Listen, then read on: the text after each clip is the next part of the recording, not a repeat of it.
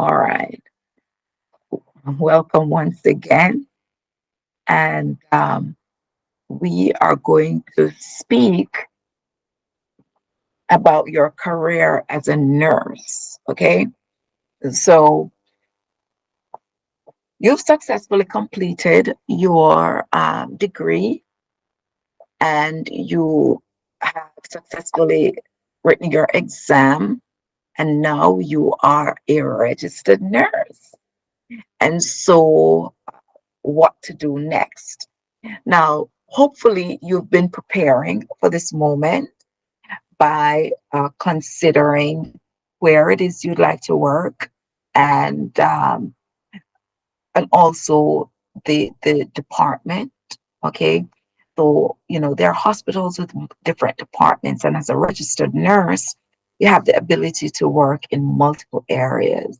There are some organizations that may have uh, guidelines as to who gets hired where, okay, and when. So sometimes experience may be a driver in where you can be employed. So this is considered your first position. Say you're looking for your first position as a registered nurse, okay?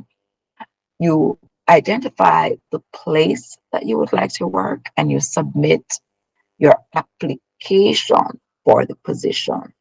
Okay, after the application, the next thing to expect is an interview. Okay, so you should prepare yourselves for the interview. Okay, by now you know yourself, you know your desires, you know your capabilities, but you should also know something about the organization because an interview is not a one sided thing where the employer decides whether or not they would like you for the job or you feeling excited about just getting a job. But the interview is also the opportunity for you to speak to the organization to and to find out, the things that are not necessarily available, knowing more about the culture, their values, how they manage their staff, right? And deciding if this is a place that you, even though you were attracted to it during the interview, you get an opportunity to learn more about the organization and to decide if an offer is made to you, whether to accept or not. Yes, you can decline an offer. All right. Maybe the terms are not good enough. Maybe the desired shift is not good enough. Maybe they don't value education enough. Maybe there are not opportunities for career progression. There are numerous reasons why a person may choose not to accept employment. Okay. But you must go in prepared by knowing the organization, researching and getting as much information as you can. But then you must also go in being prepared what it is that you would like to know about the organization, okay, to see if the organization match with your values. All right. And then you set your standards. I remember getting having there was this job that I really liked and I was offered the job, but the wage that they were offering could not afford my lifestyle. And so I had to say, look, I really would love this job, but the wage isn't going to cut it. And so I literally told them the minimum that I could accept, and they accepted the minimum. All right. So you have to go in prepared to say, um, to ask the questions. You're asking the questions. Now you're not going to go into the interview and tell them I cannot work for less than this. That would be foolish. Okay. You go in because sometimes the value that is added is more valuable than even the wage that is offered. You think that's not true? Ask every person that has ever decided to leave their private sector organization to go work for the government because of the retirement benefits. Okay, so you have to decide what is important to you, um, at the time or also in the future. Because once again, the organization may not be offering a lot of money, but the timing may, the hours may be perfect for you to have a good family life or to be there for your children. All right. It's very important that you go in with the knowledge of what's important to you. All right.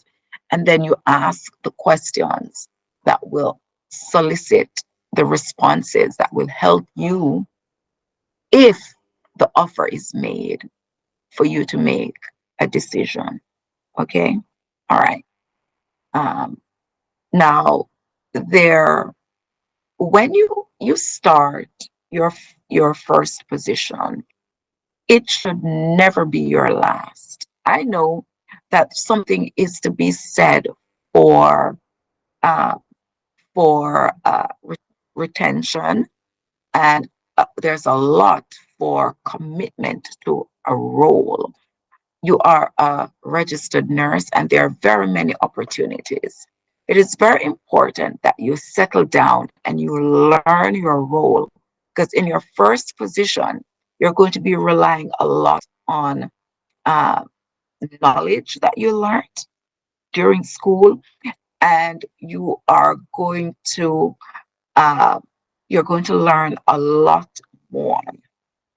Okay, and so you're now adding experience, which comes as a value added.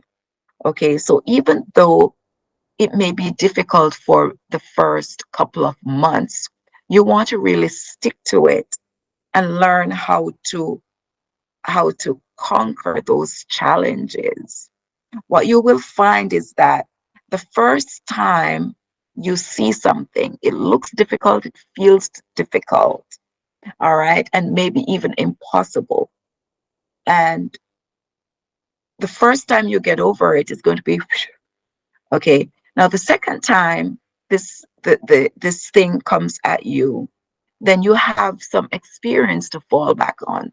So the second time, going through it the second time will be easier and faster. And then by the third time, you start recognizing certain trends, habits, recurrences, and then you learn ways and means of managing it until now it comes at you and you handle it like it's nobody's business. So gaining experience is very important. However, it's very important for you to track your progress in your career.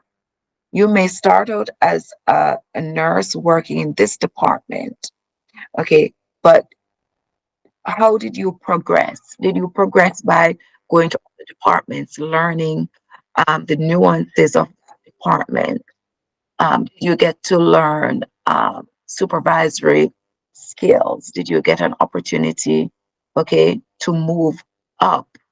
All right, try other things, okay? Um, it's so interesting that there are administrators and CEOs now that were a nurse on the floor, and then they became supervisor, then they became manager, then they became a director, then they became an assistant, right? Then they became a chief, a director of nurses, a chief nursing officer, until somebody recognized them and say, hey, you have the skills, you have the experience, um, and you have the education, the knowledge. Okay, so let us get you into this position. But it's very important that you um, continue to educate yourself. You may be leaving school now with this degree, but you should be adding other degrees and certifications. Okay, life for you should be a continuous learning process. Okay, and let me not make it appear as if the degrees are going to be uh, what's important, because there are persons who do not have a degree necessarily, but because they continue to educate themselves through reading um, professional magazines and journal articles and research, etc., the value of their knowledge, okay, will sometimes surpass that of persons with degrees. However, when you do have the degree, you get the attention and respect of your supervisors faster. If you do not have a degree, okay, you have to get close enough to someone of authority for them to get to know you, to recognize the wealth of your knowledge. But with a degree, the degree is signifying that you have a certain wealth of knowledge that can be verified. Okay, and so that actually gets you closer. So there are persons who are saying, degree doesn't mean anything. That's not true. That is not true. Getting your degree is very important. Maintaining your degree, increasing on that degree is also very important. Okay, so do not let anybody disrespect your degree. All right, and always, uh, whenever the opportunities come for you to increase your knowledge, take it. Whether it's as we said before, journal articles, research, certifications, short courses, things like that. You want to make sure that you're using those up. All right. Another way to improve yourself professionally is to find mentors and use mentors. There are people who have been my mentor that were never formal. I didn't go to them and say, be my mentor, but just by the way they behave, their accomplishments, right? Uh, the way they interact within the healthcare organization.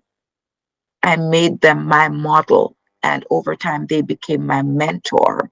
Sometimes I have to tell them that you're my mentor. Okay, they would never know.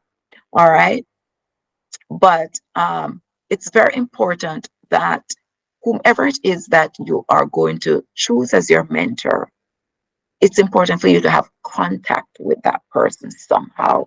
This is what is going to create value, contact with them, where you can ask them questions, you get to get feedback, because sometimes just watching a behavior, you may see certain things, but understanding the influence behind that behavior. Why did you choose to do this and not something else? Right? Or what is it that made, for example, um, I had the supervisor, oh my God, she was so calm. It doesn't matter in the face of events that would make me go, ooh, she was like as cool as a cucumber. And because of that, she achieved so much. And I remember asking her, how comes? And she says, well, I've learned how to pause. I've learned to know that persons' behaviors are influenced by something. And so she does not readily respond or condemn a person or a situation. She pauses, she gets to understand it, then she responds intelligently. And usually that response is effective, okay, because she's not responding on face value, but she's responding from a position of knowledge, okay? And so it's very important that you try to find mentors who are not just brilliant in terms of their position, not just important because of their role, but they must also exhibit the characteristics of true leaders. There are persons in leadership positions who are there for a while, and then you hear all these things because their character does not match their position, so they do not maintain the position. So we have to be careful. And if you see someone and you think is a mentor, And for some reason, you get, once again, you have to be in a certain proximity where you have contact with this person. And if this person's behavior, right, gives you pause, then that's not the person you want to be your mentor. Okay, your mentor should not just be a leader, but someone that has the characteristics also of a leader, not just by performance, not just someone who speaks well, but their behaviors need to match. Okay. And then, of course, you must, when you get your first job, you settle down in your job. And the best way to move to your next position is to do an excellent job right where you are. It doesn't matter how difficult the role is, and it doesn't matter how stressful it may be. Get all the coping mechanisms, employ the coping mechanisms, and do a great job there. And then you leave the position with honor. So you write your resignation, um, and or if it's, if it's within the organization, you apply for that new position. If it's a case where you'll have to leave, then you write your resignation, give them the requisite time, go through the exit interview, and leave in a manner that even when you go away and you go and you get like a higher level of education and you have more experiences, then even if you come back to this organization, they'll be able to accept you.